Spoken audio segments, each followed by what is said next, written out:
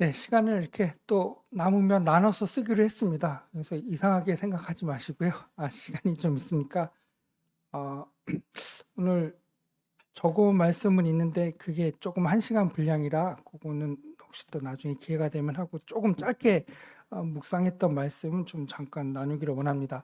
오늘 형제님 말씀드리면서 주제가 이제 감사에 대한 내용인데 우리가 그 이제 로마서 말씀을 읽다 보면 그 이제 유대인의 죄도 나오고 이방인의 죄도 나오고 이렇게 다 그래서 우리가 서로 긍휼히 여길 모든 사람들이 다 죄인이다라는 사실을 이제 전제로 시작을 하고 계신데 어, 그 1장에 보면 이런 말씀이 있어요. 너희가 하나님을 알되 뭐라고 말씀하십니까? 감사치도 아니하면 이제 이렇게 나와 있어요. 그래서 우리가 하나님을 알게 되면 첫 번째 하는 행동은 감사인 것 같아요. 그런데 물론 하나님을 잘 알지 못하는 사람들은 당연히 감사치 아니하는 것이 맞을 겁니다. 왜냐하면 그 마음 가운데 구원이라는 것을 받지 아니하면 하나님이 어떠한 분인지 알지 못하니까. 그래서 그거는 뭐 당연하다고 생각할 수 있을 것 같아요. 근데 문제는 이제 하나님을 믿고 있는 우리에게 있어서인 것 같아요. 우리가 하나님이 어떠한 분이신지를 알고 마음의 감사함으로 순종함으로 구원을 받아들이고 또 침례를 받고 이제는 뭐라고 고백하고 있습니까? 갈라디아서 2장 말씀처럼 이제는 내가 사는 것이 아니요 내 안에 그리스도께서 사는 것이다 라고 이렇게 고백하고 있고 그래서 그리스도께서 사신다는 것은 그리스도가 이제 나의 주인으로서 살아가겠다라는 고백인데 그 말을 바꿔서 생각해 보면 우리 삶 가운데서 이제 하나님께 감사하면서 살겠습니다라는 고백이잖아요. 왜요? 하나님을 알기 때문에. 그런데 범죄하는 가장 큰 이유 중에 하나는 하나님을 알되 감사치도 아니하며라고 이렇게 말씀하고 있는 걸 보게 되면 구원받은 그럼 우리는 진짜 감사하면서 살고 있는가라는 부분에 대해서 형제님 말씀 드리면서 생각해 보게 되었습니다. 물론 다 감사하면서 살고 계실 거라고 생각합니다. 일단 첫 번째로 주일 예배를 빠지지 않고 우리가 감사의 예배를 드리고 있기 때문에 나는 감사하는 생활을 하고 있다라고 생각할 수 있습니다. 그런데 말씀은 사뭇 다르게 말씀하시는 부분들이 있어요. 우리 골로새서 말씀을 지금 3장 아까 읽으면서 좀 생각난 부분인데 우리 입술의 열매가 뭡니까? 입술의 열매? 입술의 열매는 찬양이에요. 찬양. 그렇잖아요. 그러니까 우리가 하나님을 알고 여러 가지 또 성령의 열매들이 있고 우리에게 원하시는 것들을 하나님이 가지고 계신데 그 중에 하나 입술의 열매를 원하시고 계세요. 그럼 입술의 열매 중에 하나는 찬양이라는 거예요. 그럼 내가 정말 하나님 앞에 감사함으로 찬양하고 있는가 우리가 살펴볼 필요가 있다고 생각합니다. 그 말씀이 골로새서 3장에도 잠깐 나오는데요. 3장 16절 말씀 잠깐 보겠습니다. 3장 16절입니다. 골로새서 이제 형제님께서 펴셨으니까 3장 16절인데 제가 읽어보겠습니다. 그리스도 말씀이 너희 속에 풍성히 거하여 모든 지혜로 피차 가르치며 권면하고 어떠한 노래를 부르라고 아예 명시를 하고 계시더라고요. 저는 좀 깜짝 놀랐습니다.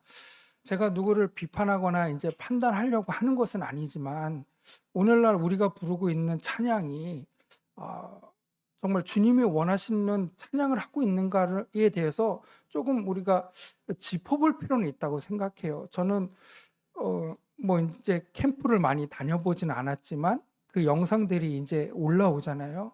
그러면 찬양의 밤이나 아니면 마지막 발표 시간 때 이렇게 청년들이나 학생들 이렇게 하는 자료들을 보게 되면 정말 하나님이 원하는 찬송을 하고 있는가라는 부분에 대해서 제가 사뭇 그 의문점이 좀 생기기는 합니다, 사실. 왜냐하면 이 말씀을 다시 한번 보면 어떤 노래를 부르라고 말씀하셨냐면 시와 찬미와 신령한 노래를 부르라고 말씀하고 계세요.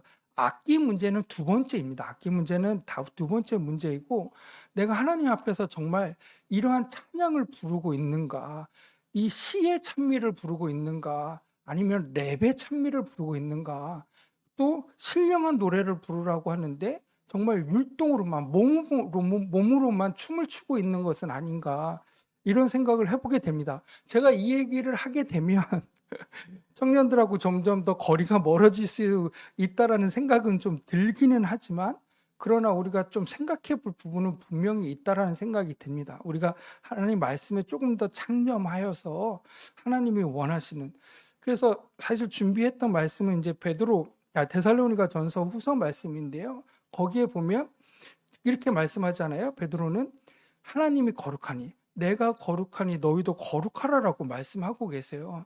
그럼 거기서 말씀하시는 그 거룩이 뭔가 그냥 하고 아무것도 안 하고 말씀만 상고하는 것을 얘기하고 있는가? 결코 그렇지 않아요. 거기서 말씀하시는 그 거룩이라는 의미는 내가 아무것도 안 하고 정말 금욕주의로 살아가는 뭐 이런 경건한 삶을 사는 그런 의미의 그 거룩이 아니라 세상과 구별되어진 삶을 살 것에 대한 말씀을 기본적으로 하고 계시는 거거든요. 그래서 거룩이라는 말씀을 대부분 살펴보면 그 앞에 주님이 이런 말씀을 전제로 하세요. 내가 너희를 부르신 대로, 내가 너희를 부른 대로라는 이런 말씀들이 앞에 전제로 나오더라고요. 바꿔 얘기해 보면 주님은 우리를 부르신 거예요. 부르신 거. 거룩함으로 우리를 세상과 세속화되지 않도록 우리를 차별해서 구별해서 부르신 거거든요. 제사를 드리는 것, 레위 족속을 삼는 것, 뭐 거룩히 무언가를 구별해서 그 유대인들은 삶을 살아갔잖아요. 그것들이 다 의미가 있더라고요. 왜냐하면 세상과는 다르다, 동떨어져 있다라는 것을 알려주기 위한 것이에요. 그런 의미의 거룩이 출발점이 되는 것인데 우리가 찬양하고 있는 것들, 우리가 주님을 섬기고 있는 많은 것들이 사실은 세상에서 모방해오고 세상의 것들을 들여오는 경우가 저는 없다고 생각되지는 않습니다. 우리가 거기서 아이디어를 얻고 거기서 착안을 해서 우리 교회에 적용하는 경우가 저는 굉장히 많다고 생각이 되어져요. 그래서 그런 부분은 정말 하나님이 거룩하니 너희도 거룩하라고 하신 이 말씀의 의미를 조금 살펴볼 필요가 있다. 특별히 우리가 찬양하는 데 있어서, 물론 여기 제가 청년들을 상대로 교제하는 것은 아닙니다만은 아무튼 하나님께서 받으시는 찬양이 무언가를 살펴보면 어쨌든 시와 찬미와 신령한 노래를 어떻게 부르라고 말씀하세요? 마음의 감사함으로 하나님을 찬양하라라고 말씀하시는 거예요. 그래서 이 찬양의 전제는 입술의 열매이긴 하지만 이 입술의 열매가 어디서 나와야 된다는 말씀하시는 거예요. 마음에서 나와야 된다라는 것을 말씀하시는 거예요. 내가 정말 하나님께 감사하는 마음이 이 마음의 바탕이 되어서 그것이 너무 기뻐서 입 밖으로 나오는 것이잖아요. 이 찬양이 우리 가운데 넘쳐야 된다. 왜냐하면 하나님을 알게 될 때 감사하게 되니까. 그래서 우리는 그 하나님을 알고 있는 사람들이잖아요. 그래서 그 마음으로 우리가 찬양을 했으면 좋겠다라는 생각을 해보게 됩니다. 그리고 이 찬양의 입술의 열매가 찬양인 것은 히브리서 13장에 나와 있는데요. 그 말씀 조금만 더 몇 구절 읽어보고 내려가겠습니다. 히브리서 13장 말씀입니다. 368페이지인데요. 제 성경에는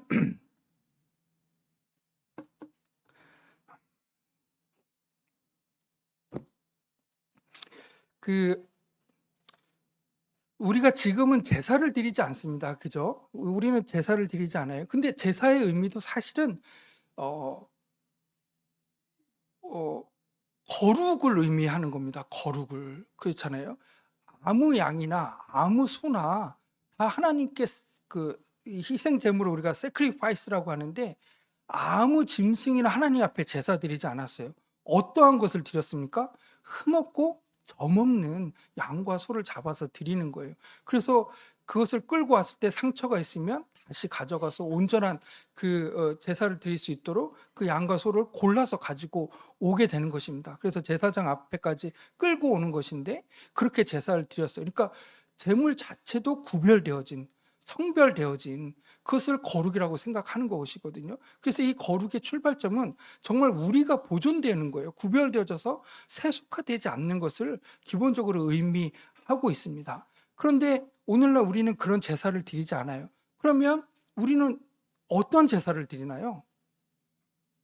나를 드리는 거예요. 나를. 그렇잖아요. 예전에는 희생제물로 하나님 앞에 흠양하는, 하나님께서 받으시는 제물을 드렸다고 한다면 구원받은 오늘날에 있어서 오늘날 우리는 어떠한 제사를 드립니까? 예배를 드린다고 이제 단어를 바꿔서 쓰는데 어떠한 예배를 드리는 거예요? 나를 드리는 거예요, 나를. 그래서 로마서 12장 1절 말씀이 그거잖아요. 너희 몸을 하나님께 산 제사로 드리라. 이것이 너희의 드릴 영적 예배다. 이것이 너희의 드릴 합리적 예배다. 이렇게 말씀하세요. 주님이 받으시는 예배, 제물을 드리는 것인데 오늘날은 희생 제물을 드리지 않아요. 이미 예수 그리스도께서 희생 제물을 드리셔서 온전한 구원을 이루셨죠. 그러면 하나님 받으신 예배는 뭐냐? 나를 드리는 거예요. 나를 하나님 앞에 온전하게 드리는 것이죠. 그 중에 하나가 찬양의 열매더라고요. 찬양의 열매. 한번 볼까요? 히브리서 13장 15절입니다. 13장 15절. 이러므로 우리가 예수로 말미암아 항상 찬미에 무엇을 드린다는 거예요? 제사를 드린다. 이 제사 sacrifice예요. 제물을 드리는 그 제사와 같은 동격으로 주님이 보고 계시더라고요. 무엇을? 찬미를. 그러면 이 찬미와 찬양이 어떻게 되는 거예요? 점과 흠이 없어야 되겠더라고요. 점과 흠이 없는 찬양을 드려야 되는 거예요. 아까 골로새서 3장에 읽었던 말씀처럼 어떻게 해요? 시와 찬미의 노래와 신령한 노래를 하나님 앞에 드려야 되겠구나. 이 찬양도 그냥 드리는 것이 아니구나 라는 생각을 해보게 됩니다. 그리고 어떻게 드리랍니까? 항상 찬미의 제사를 드리자. 왜요? 이것은 그 하나님의 이름을, 주 예수 그리스도의 이름을 증거하는 입술의 열매다. 이렇게 말씀하고 계십니다. 또 16절 읽어볼까요? 오직 선을 행함과 서로 나눠주기를 잊지 마라. 이것도 뭐라고 말씀하세요? 이 같은 제사는. 이것도 주님은 제사로 보시더라고요. 자, 옛날에 우리가 희생제물을 드리지 않습니다. 그러나 주님은 여전히 제사를 통해서 흠양하시는 하나님이세요. 그래서 그리스도께서 오신 이후에 우리가 드려야 되는 제사 중에 하나는 입술의 열매, 입술의 찬양이 있는 것이고, 또 하나 주님이 받으시는 이 제사 중에 하나, 오늘날 우리가 드려야 될 제사 중에 하나가 무엇이냐면 선을 행함과 서로 나눠주기를 잊지 말라. 오늘날 이것을 잊게 된다는 겁니까? 안 잊게 된다는 겁니까? 잊게 된다는 거예요. 근데 생각해 보면 사뭇 10년 전, 20년 전과 이것이 많이 잊혀지고 있지 않습니까? 그것뿐만이 아니라 13장 1절 2절을 한번 보겠습니다. 1장 2절. 형제 사랑하기를 계속하고 손님 대접하기를 뭐라고 돼 있습니까? 잊지 말라라고 돼 있어요. 그러니까 오늘날 이것을 잊어간다는 겁니까? 아닙니까? 잊어가는 것 같아요. 네. 손님 대접이 예전보다 없는 거는 맞죠. 집 잘 개방 안 하잖아요. 그냥 식당 가서. 제가 청년회 때 보면 저희 성도님들께서 매주 토요일마다 집을 개방해 주셔가지고 토요일마다 성도님 가정을 방문해서 식사하고 교제했던 기억이 있습니다. 그것이 손 대접하는 건지는 잘 모르겠습니다만은 비슷한 의미이겠죠. 근데 오늘날은 잊혀져 가고 있는 것 같아요. 2000년 전에 쓰여진 성경이 2000년 후에 오늘날 일어나는 일들을 미리 예견하고 이렇게 써 놓으신 것 같아요. 아무래도 잊혀져 있는 것 같습니다. 다시 16절 말씀으로 돌아오면 선을 행함과 서로 나눠주기를 잊지 말라. 까먹을 수 있다는 거예요. 그런데 이게 중요합니다. 왜요? 주님이 기뻐하시는 거라고 돼 있어요. 이 제사를 하나님이 기뻐하신다 이렇게 말씀하고 계십니다. 하나님이 기뻐하시는 이 제사들을 우리가 잊지 않았으면 좋겠다라는 생각을 해보게 됩니다. 왜요? 우리는 하나님 앞에 감사하는 자들이잖아요. 하나님 앞에 감사하는 자들. 그러면 하나님이 기뻐하시는 일이 무엇인지를 우리가 당연히 눈여겨봐야 되겠죠. 그리고 그 일을 우리가 기쁘게 감당해야 되지 않는가라는 생각을 해보게 됩니다. 18절만 읽고 내려가겠습니다.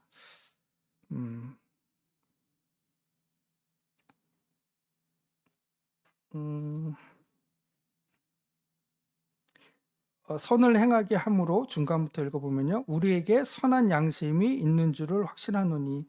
그래서 우리가 구원받은 이후에 성령님의 도우심을 통해서 우리의 선한 양심들이 회복되어지고 또 일들을 할 수 있다라고 이렇게 말씀하고 계십니다. 그리고 21절 계속 읽어보면 모든 선한 일에 너희를 온전케 하사 누구의 뜻을 행하신다고요? 자기의 뜻을 행하게 하시고. 빌립보서에 보면 또 그 말씀이시잖아요. 우리 각 사람에게 뭐라고 말씀하세요? 그리스도의 뜻을 행하게 하신다라고 말씀하고 계시잖아요. 그래서 오늘날 주님은 우리에게 하나님의 뜻을 행하고 싶어 하시는구나 이렇게 생각을 해봅니다. 그리고 데살로니가전서 계속 읽어보면 하나님의 뜻은 이것이니 곧 너희의 거룩이다 이렇게 말씀하고 계세요. 하나님 뜻 중에 하나는 뭐 성경에 여러 가지가 나오지만 우리가 거룩한 삶을 살아갈 수 있도록 세상을 닮아가지 아니하고 세상으로부터 구별되어지는 이 제사를 드리는 하나님이 기뻐하시는 것을 할 수 있도록, 그리고 그것을 하나님의 뜻이라고 말씀하시고 그것을 행하게 하시기를 기뻐하신다 이렇게 말씀하고 계십니다. 그렇게 살아갔으면 좋겠습니다. 그리고 뭐 이건 그냥 여담인데요. 할까요? 그냥 내려갈까요? 요즘 주식 시장이 아주 화랑입니다. 그죠? 그래서 뭐 투자를 하니 안 하니 이걸 떠나서 이제 우리가 그래도 경제 돌아가는 건 좀 알아야 되지 않는가 이런 생각이 들어요. 그래서 직원들 보면 맨날 이제 그런 얘기 하는 거예요. 그럼 저도 이제 좀 주워 들은 거 얘기도 하고 막 하는데, 이제 히브리서 13장을 보다가 이제 제가 깨달았기 때문에 말씀을 드리는 겁니다. 13장 5절에 보니까 이렇게 말씀하세요. 돈을 사랑하지 말고 있는 바를 족한 줄로 알라 이렇게 되어 있는데, 물론 이제 한글도 있고 또 때에 따라서 영어 성경도 같이 읽잖아요. 뭐 성도님들께서도 그렇게 또 공부하실 것 같은데, 이 돈을 사랑하지 말고라는 이 단어가 좀 제가 옳게 해석했는지 잘 모르겠습니다. 거기에 보니까 이런 말이 있어요. 대화 중에 돈을 언급하지 말고 뭐 이렇게 영어 성경이 적혀 있더라고요. 맞습니까? 나중에 좀 알려주십시오. 그래서 이 거룩함을 입은 성도들, 또 세상을 닮아가지 않는 우리 성도들에게 있어서 대화 중에 이 돈을 언급하지 않기를 바라는 그 주님의 마음이 좀 담겨 있는 것 같아요. 제가 알기로는 이제 그 대화하다가 컨버세이션인데 그 단어가 쓰였더라고요. 이게 다른 의미가 있는지는 모르겠습니다. 혹시 다른 의미가 있으면 좀 알려주시기 바랍니다. 어찌됐건 우리가 은연 중에, 대화 중에 이런 얘기를 하게 되면 우리의 마음이 거기에 있다라는 것을 아마 성경이 설명한 것이 아닌가 이런 생각이 들어요. 그래서 우리의 입술의 열매는 찬양인데 우리가 대화하면서 이 입술의 열매가 돈이 되면 되지 않겠구나, 안 되겠구나라는 생각을 다시금 해봤습니다. 아무튼 우리가 이 입술로 야고보서 말씀처럼 두 가지 맛을 낼 수 없잖아요. 단물과 쓴맛을 낼 수 없습니다. 우리는 하나님 앞에서 이 입술을 하나님께서 받으시는 그 신령한 찬양과 또 험담하지 아니하는 그런 거룩으로 우리를 지켜나가는데 사용되기를 바라는 마음이 있습니다. 감사합니다.